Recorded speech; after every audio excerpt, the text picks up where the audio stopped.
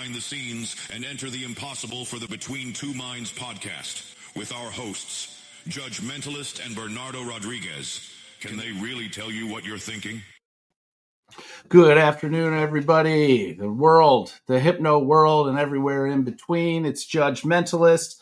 Yup, it's me on the screen alone again, which between that and the background tells you that we're talking about the Michigan International Hypnosis Conference coming up in a little less than 2 months at the Greektown Casino in Detroit, Michigan. I've got quite a treat for you today. You may be tuning in here thinking that we're talking about some sort of client-based process because that's what all the promotional stuff in the background and everything says. But one of the things about conferences in general, and hypnosis conferences are no different than that, is that it's a bit of a fluid process. And a lot of times when you're a seasoned practitioner or performer or whatever category that you fall into, like you have with a diverse conference like Michigan, there's the ability to suggest multiple different topics, which is what our guest today has done. So one of those topics is what we've talked about. Another one of those topics is what's sitting on the schedule. So without further ado, we might as well just bring in our guest, Tommy. Good afternoon, sir. How are you? Fantastic. Every day's a good day, man. How you doing? I'm wonderful. I feel the same exact way. So potential topics that we could be talking about range from imposter syndrome to, what effectively is streamlining and automating some of the process of dealing with clients. And all of this is stuff that you do both in the entertainment and the clinical world. So before we get into the nuts and bolts of any of this stuff, let's bridge that gap for anybody who is unfamiliar with you, maybe meeting you for the first time here or intending to meet you in person for the first time at this conference. Let's run into your background a little bit. Sure. Been a hypnotist for 20 years this year. And I mean, the reason I got into the whole speaking about imposter syndrome and getting through that is because that was my existence. And so I actually learned initially from Michael Brody. I know you had him on a couple weeks ago or whatever that was, a few days back. And so he taught me back in 2005. He started teaching me comedy stage hypnosis techniques. And I took those, I ran with those, and I did the things that he taught me for all those years. And, I was doing a lot of shows in the grand scheme of things, but not per year, if that makes any sense. Because I still, in my mind, I kept thinking, I'm not as good as I think I am. I'm not as good as I think I am. And I kept telling myself that narrative. And then, I'd have some people come into me from those shows who would say things like, hey, can you help me with quitting drinking? Can you help me with weight loss? Can you help me with whatever? And I would say, you might want to go work with a actual clinical hypnotherapist. I'm a comedian here on stage. Like, I'm just making people do funny crap. And yeah, I've had that conversation once or twice before, for sure. Yeah, I'm just up here looking like a weirdo, and saying sleep. But I had some people who said, well, I'm not comfortable with that. I'd rather just work with you if that's okay. And I said, well, let's see what we could do. And turned out to be very effective for them the way I was doing things. Fast forward, I started working with Tom Silver. I saw him on your show last year, or earlier this year rather, for PHS. And that pushed me to go to PHS, meet him, became fast friends with Tom.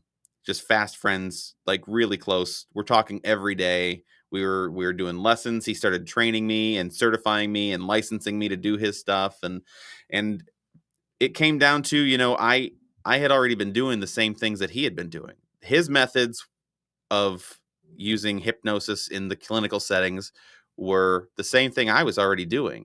And he was like, yeah, I don't know anyone else is doing this. I said, well, I am. And so we talked through it all, and as things worked out, he was able to certify me and get me up and running there. But I've been doing hypnosis for 20 years and just staying in the background all that time until very recently. when my wife has given me the push to do this full time, and she sees the work that I do. She sees the quality of it all. I have the testimonials to prove it and all of that. And it's like, okay, it makes sense. So that's me, in a nutshell for the hypnosis world. It's one of those fun aspects of this is that the results, they're there. And you could see those results both on the clinical side and on the entertainment side. And it's super true what you're saying about like your perception of, how that show went versus how everybody else in the room, because we, as professionals, as performers, we've got this like idea in our head of absolute perfection, and it's almost guaranteed by the nature of what we're doing that that's not how it's going to go. When folks, if you're completely unfamiliar with the stage and the entertainment world surrounding hypnosis, one of the things that you will, there's like two big pitches that you hear from entertainment hypnotists all the time that might show up on a show poster. And it's, don't just see the show, be the show. That's one of the, everybody's used that. But then also that kind of promise and guarantee that every show is absolutely different. And it's a hard and fast truth that, like I had a colleague of mine, an attorney colleague of mine the other day say, I could never do what you do. And I'm like, is it because of the uncertainty? Is it because, we are walking up there just flying in the wind half the time, no matter how good we are, no matter how this is the way it's going to go. It's not the way it's going to go. Guaranteed. And sometimes it may end up being fantastic and amazing. And sometimes you might feel like, I wish that didn't happen that way. But it doesn't matter. To a large extent, everybody that's sitting out there in that audience, they're seeing miracles performed in front of them on stage. My seven is their 12th as far as the scale of 1 to 10. Yeah, 100%. Well, and it's funny because we might see it as like, oh, shoot, I had 10 people that were willing to do this, that were willing to participate and volunteer, and only one of them was good for the show. And we see that as a shortcoming in the show. But the fact that we can get that one person to do those fun things, that's still entertaining everybody else. And they're all seeing it in a different light than we are. To them, they may not know any different, and that's just the nature of the show. Like you're saying, I loved, kind of circling back to some history of the Michigan conference last year when Richard Cole was doing his show for the conference. He had one lady up there that just wasn't getting there. So instead of sending her down, Richard just hangs a lantern on it, and just keeps playing with her in a way that is very clear to everybody in the room that you're getting this treatment for this reason. And it's funnier than maybe what's going. Well, that's not true, but it was it as funny, the funniness, right? Correct, as you could get. And it was brilliant. Like I was probably the first person to be like, Richard, I need the link. I need to download this. I want that video. I want to study that. I want to really just dig into how you took this person and what most people would consider to be a bad thing. You made it a great thing. And it's just such pro level. But yeah, so imposter syndrome, I think it's something that attacks many, many people, but not just performers, but clinical practitioners, because you inevitably, when you're in there and when you get done in that session, that person doesn't necessarily, and it all depends on your specific methodology, but they don't necessarily even remember being there for the last half hour, 45 minutes or whatever it is. So they're not necessarily like chipper and thumbs up all the time they feel great. Don't get me wrong, but they're not necessarily seeing, oh shit, I got what I wanted out of this. Sometimes they don't see it for days, if not weeks. No, I think a great example of that is I'm working with a lady right now. She, so I've got my hypnotherapy packages, my clinical packages. It's not really a per session thing; it's a package thing that you get. And she got this package deal, and she came into it expecting it to be one thing. She was actually fully expecting it to be like what she had seen in stage shows, where it's, it's a rapid induction technique and bring them down quickly. And I'm going to tell you, you are no longer feeling this. And that's that, right? And in the initial consultation, that's where I had to explain, this is how it works. We're going to go through it this way. It's not going to look like that. It's not going to be. Now, I could do rapid techniques on you to get you into hypnosis and feeling that quickly. That's fine. We can do that. And I did a couple of them with her and she liked those. But I touched base with her because she had a month-long package with me. And I touched base with her today and I said, so how are things going? We're halfway through. How are you feeling so far? We've done a few sessions. And she said she's really enjoying it. It's just not what she expected. And in my mind, my brain's going, oh no, like, uh-oh, what were you expecting that we, and she goes, well, I was just expecting more of like a mind control where you can tell me this. And just like we talked about that it isn't, but I was still expecting it. I said, okay, well, and that's where, I would say a year ago, what I would have done is internalized that and been like, oh no, I'm failing. Oh no, I'm not doing what she wants me to do. She's going to leave me a bad review, or she's not going to tell her friends to come see me when they need help or whatever. And instead, what I kind of adapted and I said, well, why don't we blend the two? Since that's what you wanted, why don't we blend the two? Let's do a session today where we set some anchors for you that are more tangible anchors that rely on your own actions. You notice them and they create these situations in your mind, and you start, we'll do a set of 3 anchors. So we did 3 anchors, and but getting more creative, treating it almost as though it's a show, but without the entertainment factor, more of the we're going to do the same sort of techniques in a different way, and just kind of adapting. And doing the same thing in a show. Once in a while, somebody, as somebody may not go into hypnosis on the first go around. They may not go into it right away because they're kind of shocked out of it a little bit because it's so abrupt sometimes, especially in stage shows. And so sending them back right away is fine and good if you want to do that. But sometimes you just have to think about it differently and go, maybe they prefer this way. And I start doing a different induction technique, and then they go into it. You fractionate them a little bit, get them a little bit more so that it's not so you so there's all kinds of stuff with that. But all these things that I thought in my head for years made me not such a great hypnotist, turned out after working with Tom a bit, because he was just, it was like a master class every time I talked to him. He's learned, he knew more about hypnosis and was telling me more than I had ever read in any book. And when he would say things like, well, he would talk me through it like I was the client, right? And so he would teach me some of these techniques that he was doing. And he would basically lay it out like 2 or 3 times for me. Here's what's going to happen. Here's what you're going to feel. Here's what you're going to hear. Here's what I'm going to say. And here's what the result is going to be. And he would do that. And he would say, and whether or not he would qualify everything. Maybe it'll be a matter of you notice your hand moving up on its own when I say to raise your hand up in the count of 3. Maybe it'll feel as though it's automatic and it's not you controlling it. Maybe it's going to feel like you're controlling it. Regardless, let it happen. And just letting them know, because sometimes they just want to know they're doing the right thing too. Yeah. And they feel like an imposter in that chair. So yeah, I mean that's it, and obviously we're talking about it.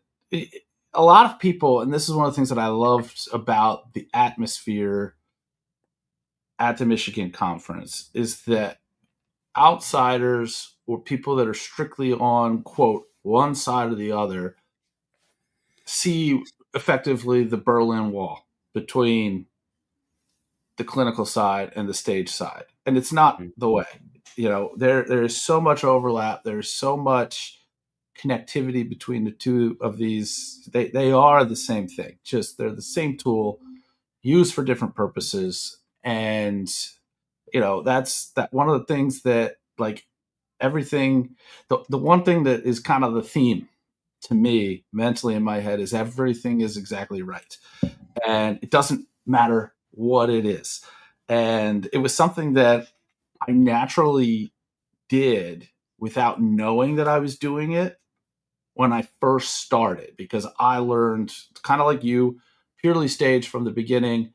And I learned from somebody who had a show. So I basically learned his show, and I learned the things that were important for the setting in which I was learning, which was a showroom in Las Vegas.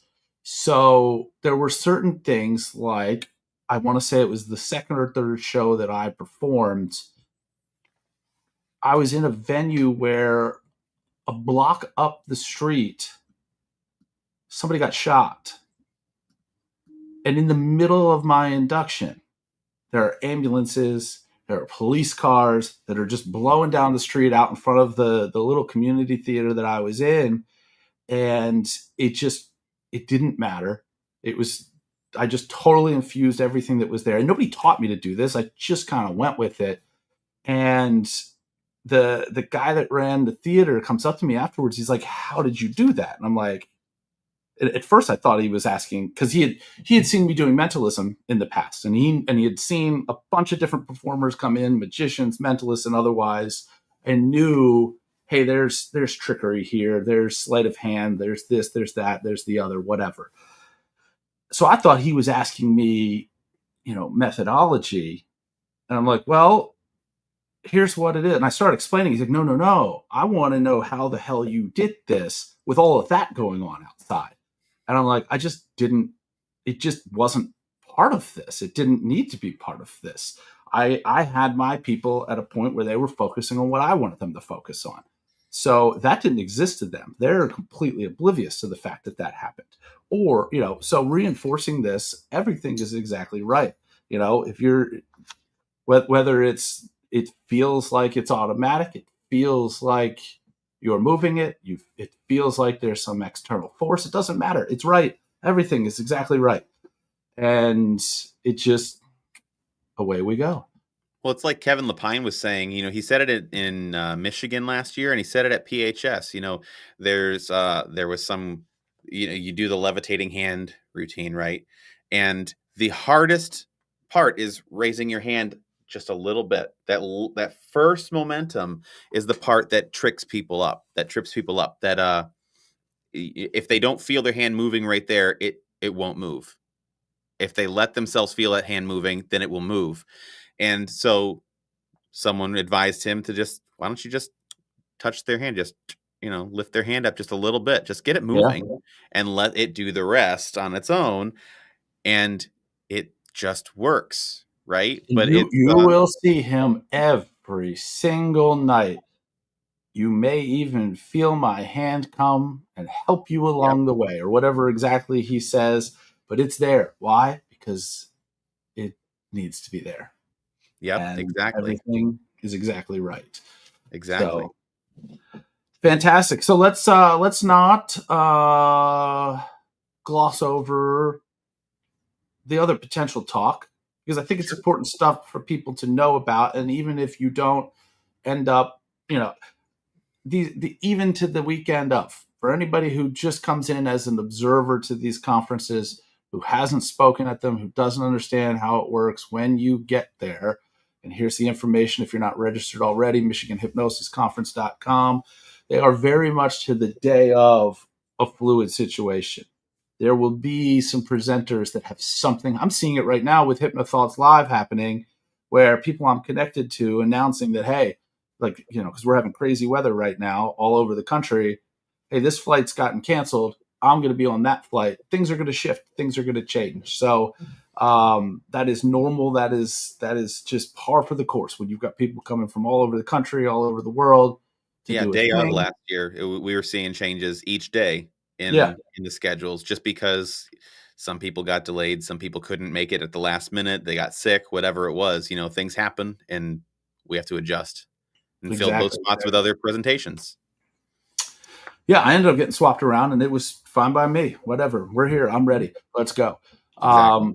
So I want to talk about the other topic, because I find it, I use similar techniques. I find it to be incredibly valuable, and I know that people can reach out and get this information from you, whether you present this topic specifically at the conference or not. So let's talk about some of the things that you would be talking about or might be talking about if this comes up when it comes to working with clients and making that process more streamlined and easy for them.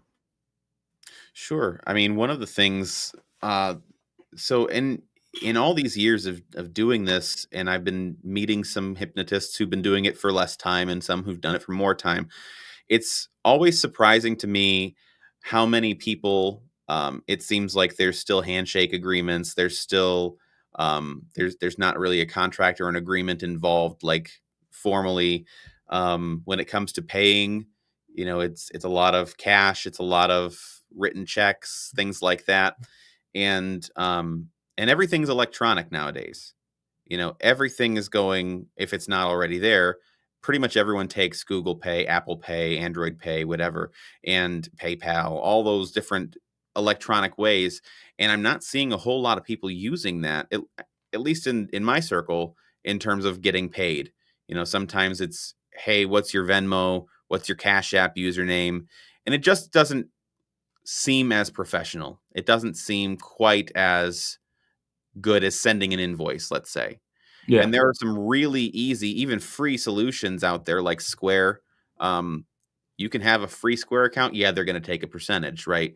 But you can have a free Square account and it'll send an invoice. And not only that, but it'll send a reminder and another reminder and another reminder. And you can have it set up so that if you're not getting paid, you've got the evidence right there. And you can always update it if they pay you in cash. But it's nice for them to get that little email saying, hey, you're paid in full.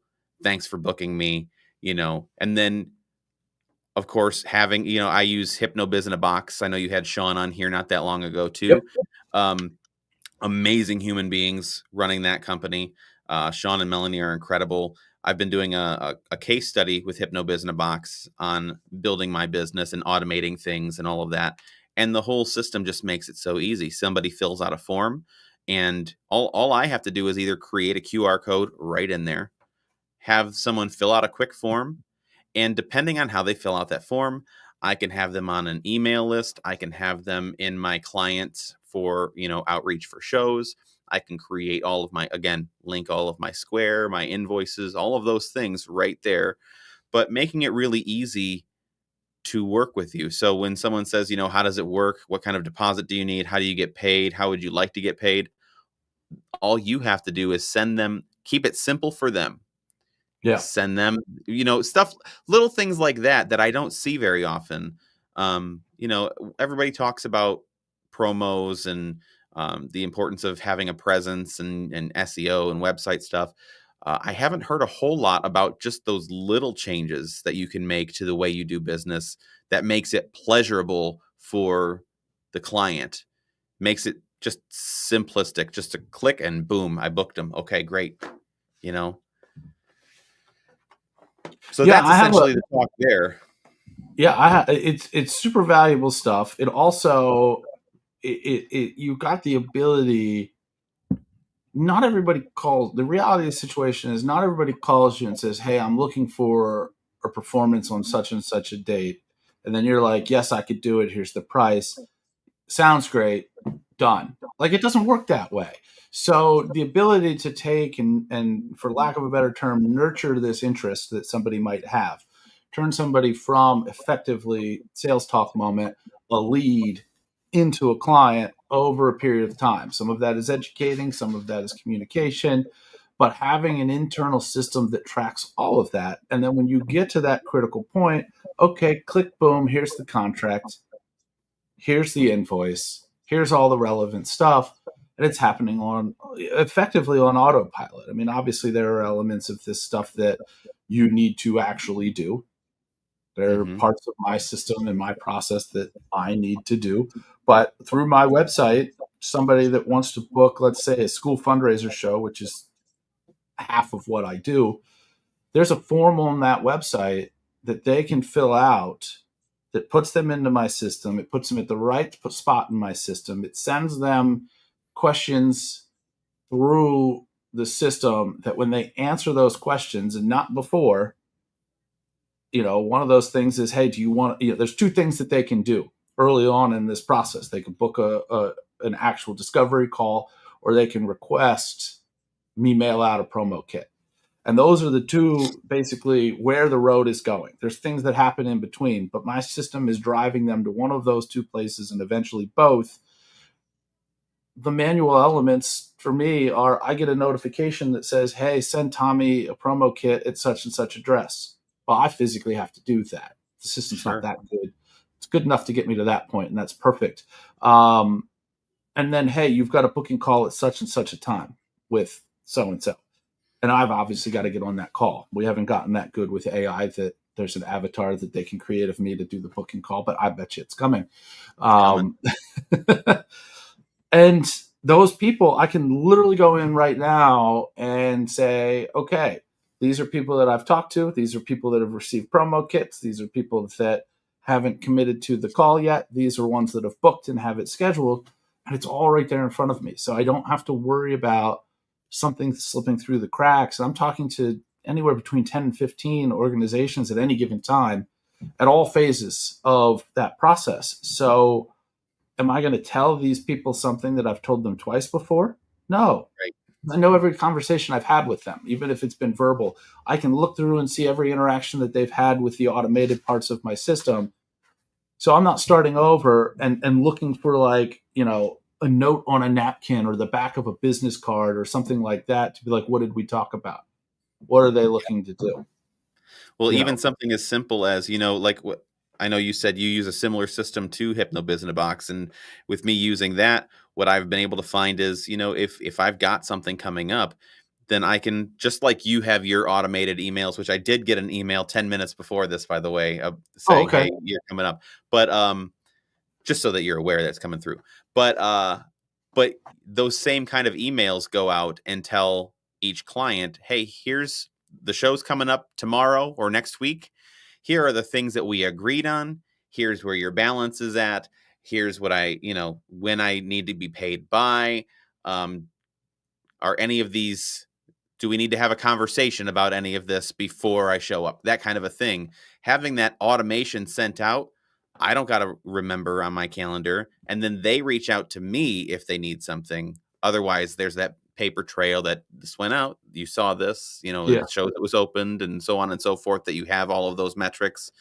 And so it just, things that make it easier, because I know I need reminders for pretty much everything in my life.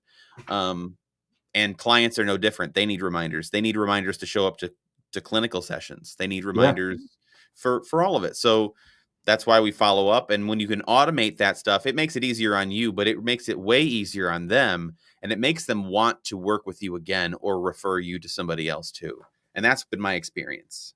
Yeah. I mean, especially if you're doing virtual stuff, like you mentioned, getting the reminder email, which is something that I just turned on yesterday or the day before. Now I know it comes 10 minutes before the scheduled time. If let's say you're a hypnotherapist doing virtual sessions on a platform like this or Zoom or whatever, it doesn't matter. If you've got a full schedule and your sessions are an hour each, you're going to have a 1 o'clock session that runs into your 2 o'clock session. Mm-hmm. You can't physically send that reminder email at 10 to 2 to say, hey, Tommy, we're on at 2. Why? Because I'm in with whoever was before you, and then whoever was before them, and so on and so forth. So with a system like this, hey, I know my guy or my gal is getting that reminder email, and I don't have to touch it. I had one of my favorite tools, and I have it on my phone all the time, is a QR code that basically is designed for when somebody asks me for my business card. I grab their contact information, we take a selfie together, and after they've scanned the QR code from my phone's back in my pocket. And then a minute later, they get a text message from me, and they just look at me. This happened to me literally 2 hours ago. Somebody looks at me, and she's like, are you a hypnotist or a magician? And I'm like, what do you mean? She's like, you just sent me a text message, but I can see both of your hands, and your phone's in your pocket. I'm like, oh, yeah. Yeah. It's like that.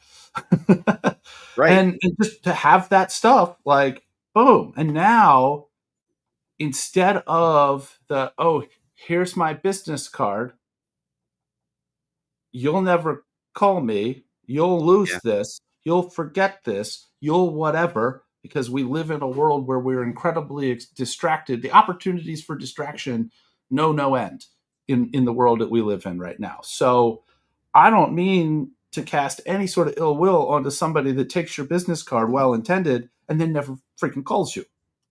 Yeah, we all do it though. Happens all the time. Now I have this person's contact information. I have a photo of this person because maybe nothing happens for what they want to talk to me about. And maybe they reach out to me in a year or 2 years, and I've totally forgotten about that. But now there's a picture of you. Mm-hmm. I know where we were and what we looked like on that day. And great idea. What we wanted to talk about then, because that person wants me involved in an event that's coming up in September. I have them put a little comment in there, say, contact me about the September 26th event. Now I know why originally. Let's say that we cross paths 5 years from now. Oh, yeah. Remember back in 2025, we were going to do such and such a thing. What kind of a wizard do you look like bringing that up 5 years later? And it's all just stored in there. You know where you met them. You know what we were supposed to talk about then. You probably have had some conversation and something didn't work out if you didn't book that first gig. So you have notes of why it didn't work out last time. That way, let's say that was an issue that other people had, so you decided to solve that problem. Oh, hey, by the way, you don't have to worry about, the balloons this time. We're not doing the balloon thing anymore. Like, right. You're a complete wizard. How does anybody know that? How do you remember this? Right? I don't. That's the secret. Well, and it's right, and that really is key. And the giving out the business cards is great. We all do it. My business card has a QR code on it to take you to my website and all that good stuff. Or I think it actually takes you to my YouTube page. But regardless, I give out fewer and fewer cards because as a hypnotist, part of it is you want to control the flow of how things move forward. And that's our job. And so if we take the control in that moment itself, it also feels good for the potential future client to relinquish some of that control, to not have to remember to do something and all of that sort of thing. And then when they're in our database, I know with Hypnobiz-In-A-Box, you have it set up for 2 years of, I think it's weekly or monthly emails. I don't know. I think it's weekly emails. So you set them in that motion, and that's for clinical work, mind you. That's not that's not for stage stuff. I think they're building something out for stage stuff now, but regardless, I do both. And so with the actually more of an emphasis on the clinical stuff in the moment, but that nurtures that lead so that every week they're getting this email. Here's one about quitting smoking. Well, I'm not a smoker. I'm not going to read that. Here's one about weight loss. I'm in great shape. I don't need that. Here's one about anxiety. Oh, I've got that.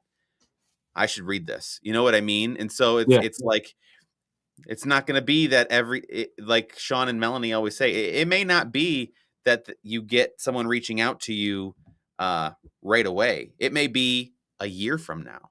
But again, you made that contact. It took you no extra real work, and suddenly you've nurtured this lead, and now you've got a new client. And it's a long game thing in that regard too, which again makes it easier for them, makes it easier for you. It's just a beautiful system.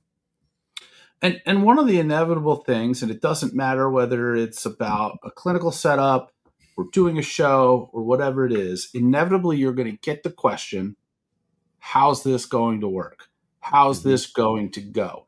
Right? Like you saw the example of your clinical patient giving you the feedback of, oh, this went differently than I thought it was going to go, which means your client, your patient didn't ask the question of how this is going to go. They just kind of went along with it with an expectation. Well, I got news for you. When it comes to booking an event, that person also wants to know, how's this going to go? Not the show, not the session, but how's us putting this together going to go? Well, take control, like you said, and give them the answer to the question. This is how it's going to go. I'm going to get your contact information. You're going to have mine. I'm going to call you next Tuesday or whatever it is. That's how it's going to go. And they're going to get fed information throughout that process, depending on why they're contacting you between now and next Tuesday or whenever that scheduled call is going to be.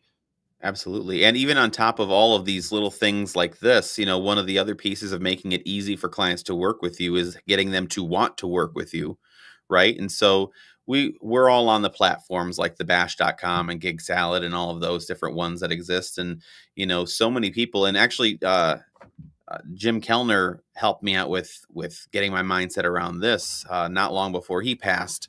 Um, and he was talking about how so many of us just don't even pick up the phone. Now I was already picking up the phone at that point, but pick up the phone. You got this lead, give them a call, and not just that, but the second you give them a price, that's where their mind is at. And so in terms of how do we negotiate this? Well, I don't even treat it like a negotiation, really. I just say, hey, I'm a hypnotist. I know I know I may be out of some people's price range. I may be the sweet spot for some people's price range. And uh, I may not be the right fit for what you want. I'm happy to accept that I'm not the person for that gig. If that's the case, I may be the perfect fit. So that's where this conversation comes in, and then talk them through some of the things that we all know, but they don't know. Yeah. Here are the things that you want to look for in a hypnotist, just so moving forward. I want to make sure you get the right person for your show. I want to make sure you get someone reputable, someone who's insured, someone who blah, blah, blah, blah, blah. And you talk through that with them. And number one, you're giving them a great lesson. It's a great value that you're giving them in that moment. And you're giving it to them with the mindset of, I may not get this show, but they are going to get somebody who has those qualifications, hopefully, because they now know about them. They're going to ask about them. Even if they get somebody who undercuts your price, which is fine, they're going to get someone who's infinitely better than the other people. And then we've had this conversation before about people making a bad name for other hypnotists and all of that by not doing the right things. So it's going to set them up to want to see more hypnotist performances in the future. So it's like you can still give value even if you're not going to be hired for sure, but giving the value also pegs you as an expert to that person. And then they want to work with you that little bit more. And it goes a long way for you. Absolutely. And also helps to answer the questions that they may not have known that they would have later on. Yeah, for sure. I mean, there's a ton of that. And I mean, sometimes it's that, oh, they're charging you that price. Wonder what they're not doing, and Sure. and that's a lot of times is a valid question, because not everybody's the same. Not everybody's insured. Not everybody has, a safety first kind of focus on elements of the stage show, because we've all seen people out there doing some crazy things that are like, oh, you're really doing that? Does your insurance carrier know? That I would never do in 100 shows, in 200 shows, So, there's big differences in all of that. But, well, I've kept you here for a long time. I appreciate that. For anybody who's not yet registered, you got, I think we're at a little less than 2 months, a little more than a month and a half until we all take over Greek Town. So get to MichiganHypnosisConference.com. You're going to see everybody who's speaking. I've got people, these Tuesday and Thursday little previews are going to continue happening. I just had one or two more sign up today. So that calendar is filling up. You're going to get previews of many of these talks between now and September. So go ahead and get registered. I guarantee you each and every one of these talks, at least every one that I have talked to the presenter, whether in this format or just knowing them and knowing what they're going to talk about, each one is worth more than the cost of the admission for the entire conference. So it's an absolute amazing bargain, and it's a fun time because it's a bunch of fun people. And the spoiler, the secret, there's a big party the first night with food and beverage. Why? Because Dan decided that, hey, I have this minimum spend of food and beverage, and I'm just going to do most of it for a big party the first night. So there's also that. If you're a drinker, open bar. If you like food, plenty of good times. So awesome. I appreciate your time. Looking forward to your talk and learning more, as should everybody else. Until next time, we'll be here next Tuesday, 2 p.m. And have a great week. Until then, be safe, everybody. See ya. Thank you for tuning in to the Between Two Minds Behind the Scenes podcast. Be sure to follow us on social media under Between Two Minds with the number 2 instead of TWO, or under Enter the Impossible. Thank you, and we hope to see you back for the next episode.